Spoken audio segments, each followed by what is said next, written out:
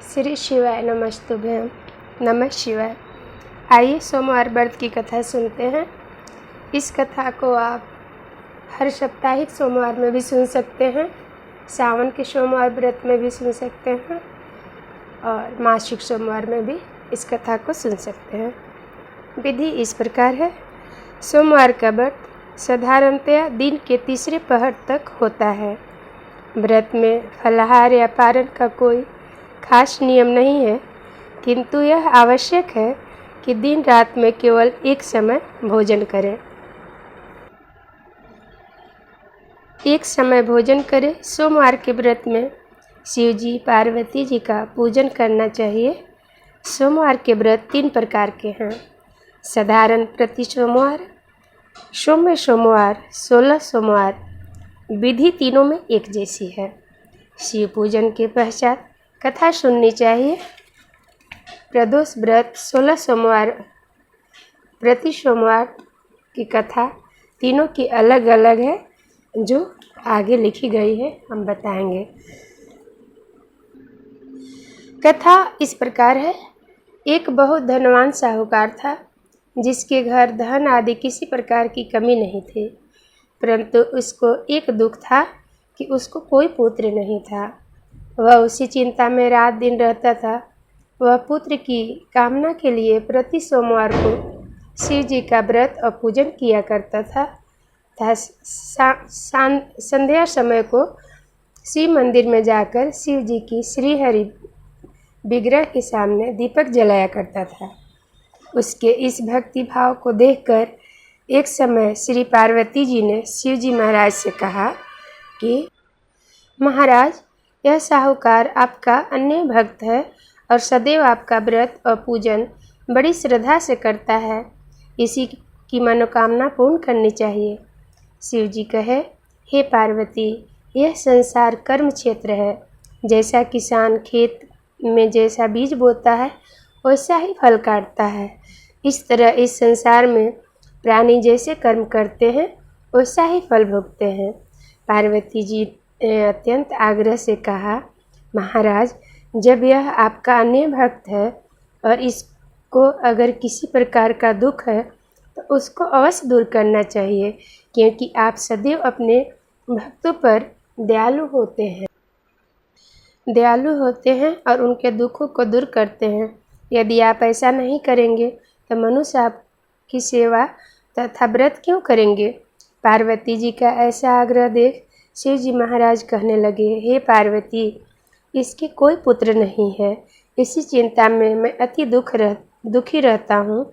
इसके भाग्य में पुत्र न होने पर भी मैं इसको पुत्र की प्राप्ति का वर देता हूँ, परंतु यह पुत्र केवल 12 वर्ष तक ही जीवित रहेगा।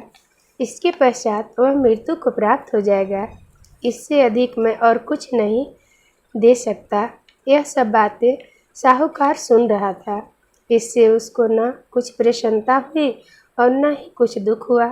वह पहले जैसा ही शिव जी महाराज का व्रत और पूजा करते रहा। कुछ काल व्यतीत हो जाने पर साहूकार की स्त्री गर्भवती हुई और 10वें महीने में उनके गर्भ से अति सुंदर पुत्र की प्राप्ति हुई। साहूकार के घर में बहुत खुशी मनाई गई, परंतु साहूकार ने उसकी केवल 12 वर्ष की आयु जान कोई अधिक प्रसन्नता प्रकट नहीं की और न ही किसी को भेद ही बताया।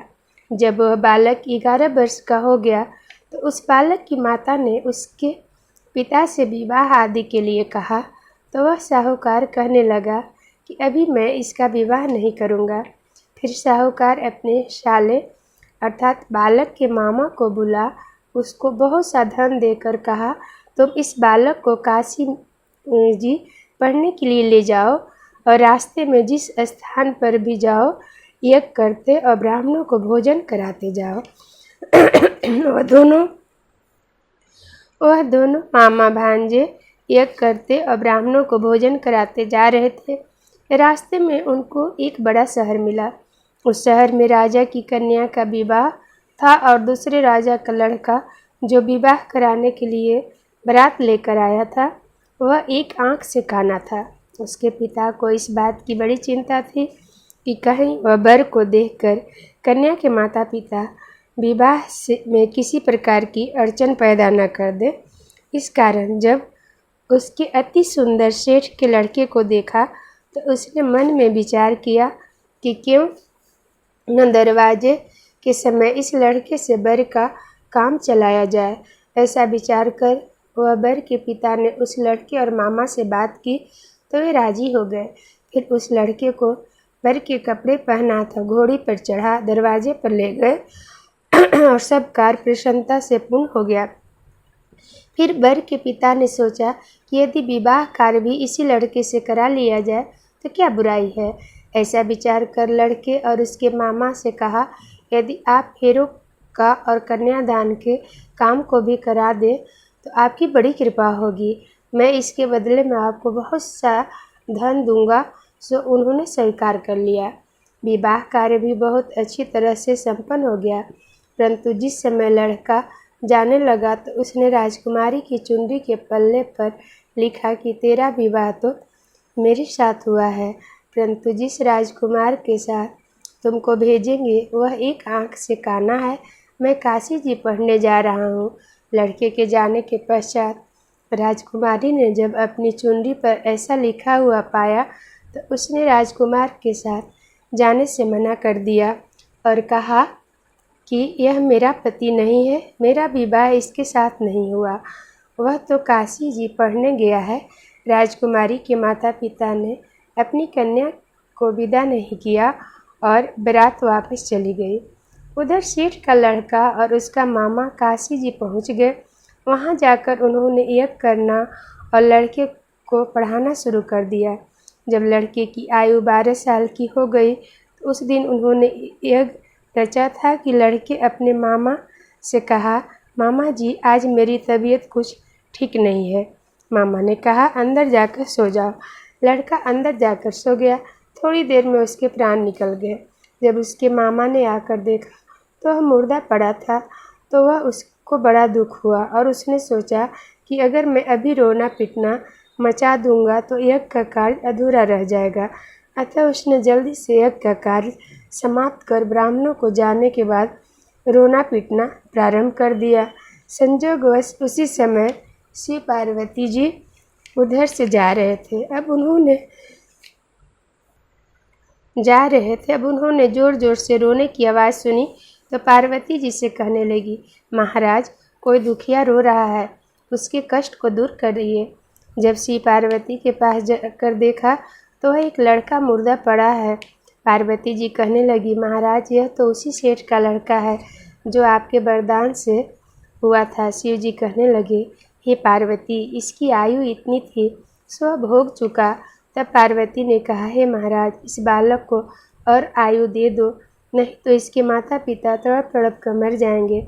पार्वती जी के बार बार आग्रह करने पर शिव जी ने उसको जीवन वरदान दिया और शिव जी महाराज की कृपा से लड़का जीवित हो गया।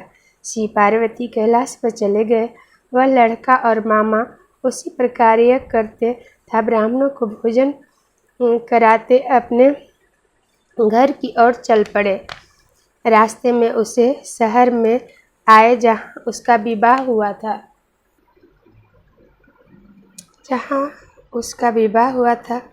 वहाँ पर जाकर उन्होंने यज्ञ प्रारंभ कर दिया तो उस लड़के के ससुर ने उसको पहचान लिया और अपने महल में ले जाकर उसकी बड़ी खातिरदारी की। साथ ही बहुत दास दासियों सहित आदरपूर्वक लड़की और जमाई को विदा किया। जब वे अपने शहर के निकट आए तो मामा ने कहा, मैं पहले जाकर खबर कर जाता हूँ। जब उस लड़के के मामा घर पहुँचे तो लड़के के माता पिता घर की छत पे बैठे थे और प्रण कर रखा था कि यदि हमारा पुत्र सकुशल नहीं लौटा आया तो हम राजी खुशी नीचे आ जाएंगे, नहीं तो मेरा पुत्र सकुशल लौट आया तो हम राजी खुशी नीचे आ जाएंगे और नहीं तो छत से गिरकर अपने प्राण दे देंगे। इतने में उस लड़के के मामा ने आकर यह समाचार दिया कि आपका पुत्र आ गया है। सो उसका विश्वास नहीं आया। उसके मामा ने शपथ पूर्वक कहा कि आपका पुत्र अपनी स्त्री के साथ बहुत सारा धन लेकर आया है। तो सेठ ने आनंद के साथ उसका स्वागत किया और बड़ी प्रसन्नता के साथ रहने लगे। इस प्रकार से जो कोई भी सोमवार के व्रत को धारण करता है अथवा इस कथा को पढ़ता और सुनता है, उसकी समस्त मनोकामनाएं पूर्ण होती है। बोलिए भोले बाबा की जय, माँ पार्वती की जय। अगर आप सभी व्रत नहीं रहते हैं तो अब भी सोमवार के दिन इस कथा को जरूर सुने, उससे भी फल की प्राप्ति होती है। आइए भगवान जी की छोटी सी आरती कर लेते हैं।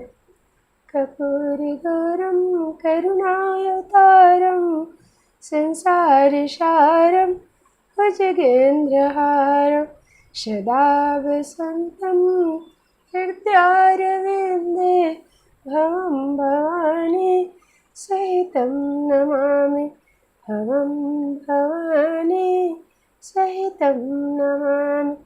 तमेव माता च पिता तमेव बन्धु च शिखा तमेव विद्या द्रविणं तमेव सर्वं मम देव। नमः शिवाय, नमः। जय भोले बाबा, जय माँ पार्वती।